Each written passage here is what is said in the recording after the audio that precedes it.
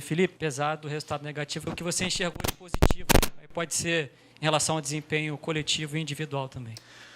Bom, é sempre difícil, né? Depois de uma derrota, mas primeiro temos que parabenizar o Santos pela vitória. É um time que fez um grande trabalho dentro do campo, tentou de todas as formas anular as nossas vantagens ofensivas e conseguiu, aproveitou bastante os contra-ataques que tiveram e vencer o jogo, né? Então agora continuar trabalhando. O único caminho é trabalhar, treinar e pensar em vencer o próximo jogo. Felipe, boa noite. Aqui Bianca Molina, TNT Esportes.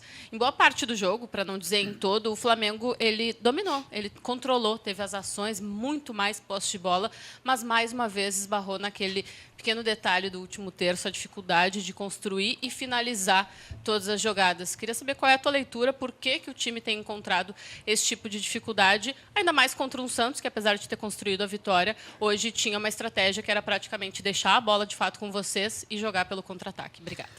Bom, eu acredito que primeiro eles tentaram pressionar.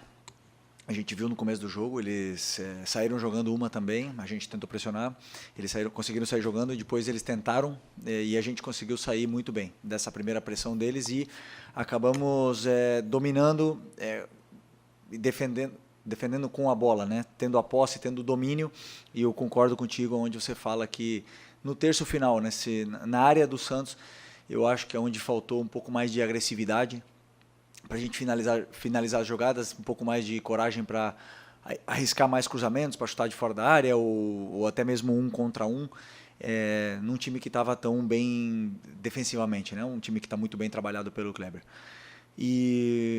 Então eu tentei, em algum momento do primeiro tempo, já trocar o Luiz e o Bruno, fazer essa mudança, porque o Luiz, pelo menos, ele ia conseguir cruzar com a perna esquerda.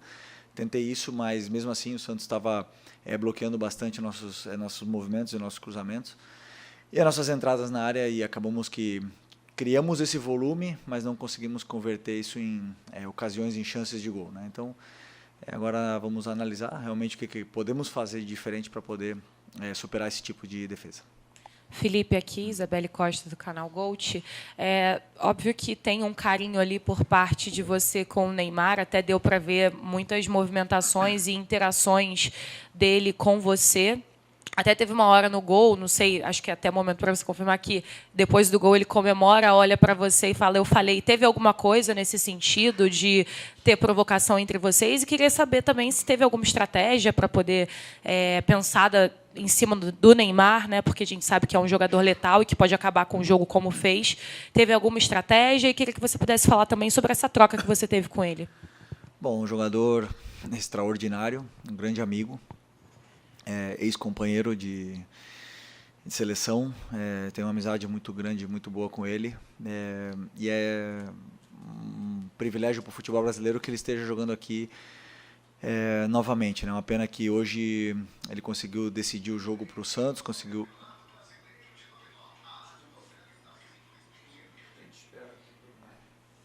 Okay. Ele conseguiu decidir o jogo para o Santos, um jogador que é determinante, um jogador que pega a bola e sempre faz alguma coisa, sempre faz uma jogada de perigo, de efeito, ou deixa algum companheiro na cara do gol.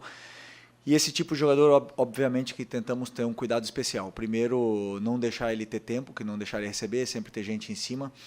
Mas ele, claro, é um jogador tão determinante, ele tira sempre o marcador que vem perto, ele tem uma visão de jogo muito boa e acaba sempre colocando o companheiro dele em vantagem, né? Mas, na verdade, o Santos criou mais chances, não foi assim, se não foi com nossas perdas da bola, né? Mais em transição, contra-ataques, momentos que a gente estava confortável, que a gente tentava acelerar a jogada, acabava forçando um passe, errando no meio e acabamos sofrendo assim, né? E eu tentei corrigir isso no intervalo, tentei segurar um pouco mais o Varela, principalmente para tentar segurar essas investidas, que era a única forma que o Santos estava criando perigo na gente, mas infelizmente no erro nosso eles conseguiram fazer o gol. Isso é futebol. Continuar insistindo em que nosso time tem que tentar se proteger bem desses contra-ataques, porque quando a gente tem muito tempo a bola, é a forma que o adversário tem de nos machucar. Boa noite, Felipe. Tudo bem? Sidão Marinho da Litoral News.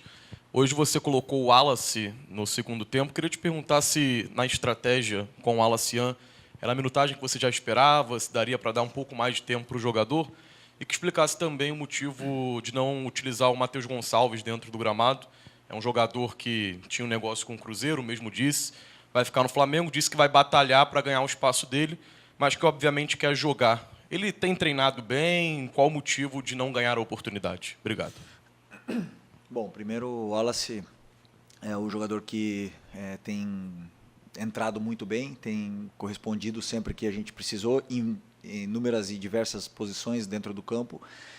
Um jogador que tem gol, tem assistências, luta pela equipe, então sempre contamos com ele. Hoje eu pensei em colocar nesse momento porque era o que o jogo estava pedindo. Eu não calculei antes do jogo o tempo que ele ia jogar, senão o que estava pedindo o jogo. E o Matheus era uma opção de banco.